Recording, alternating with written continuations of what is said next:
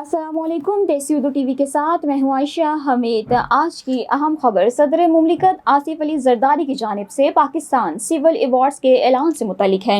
صدر مملکت نے مختلف شعبوں میں نمایاں خدمات انجام دینے والی 355 شخصیات کے لیے سول ایوارڈز کی منظوری دے دی ہے۔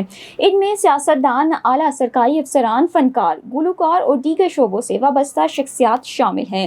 نائب وزیر اعظم اسحاق ڈار، محسن نقوی، احمد شیمہ، محمد اورنگزیب اور بلال اصغر کیانی کو نشان امتیاز دیا جائے گا، جبکہ کئی اعلیٰ سرکاری افسران کو ہلال امتیاز اور ستارہ امتیاز سے نوازا جائے گا۔ قانون نافذ کرنے والے اداروں کے شہدا اور شہید گروپ کیپٹن عاصم طارق کو ستارہ شجاعت دیا جائے گا۔ آزاد کشمیر میں زخمی پولیس اہلکار کو بچانے والی زوبیہ خورشید راجہ کو بھی تمغہ شجاعت سے نوازا جائے گا۔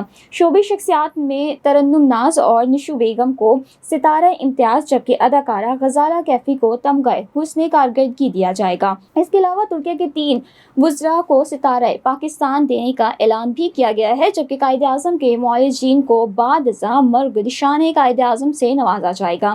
تمام سول ایوارڈز 23 مارچ کو عطا کیے جائیں گے۔ دوسری جانب صدر مملکت نے مسلح افواج اور سول آرمڈ آفیسرز کے 1172 اہلکاروں کو فوجی اجازت دینے اور 17 اگست کو قومی اسمبلی اور سینیٹ کے اجلاس بلانے اور اہل قیدیوں کی سزاؤں میں 100 روز کی خصوصی کمی کی بھی منظوری دے دی ہے۔ دیسی اردو ٹی وی سے فلوق اتنا ہی۔ مزید خبروں اور اپڈیٹس کے لیے دیکھتے رہیں دیسی Urdu T V. Neurological care is a pressing healthcare challenge in Pakistan. That's why Helping Hand USA is building Kind R, a world-class hospital with 130-plus clinics that is set to establish new standards for neurological care in Pakistan. As the first phase nears completion, anticipation is growing for the launch in the second half of 2025. Give zakat and sadaqah through Helping Hand USA today and join this historic endeavor to redefine future healthcare in Pakistan.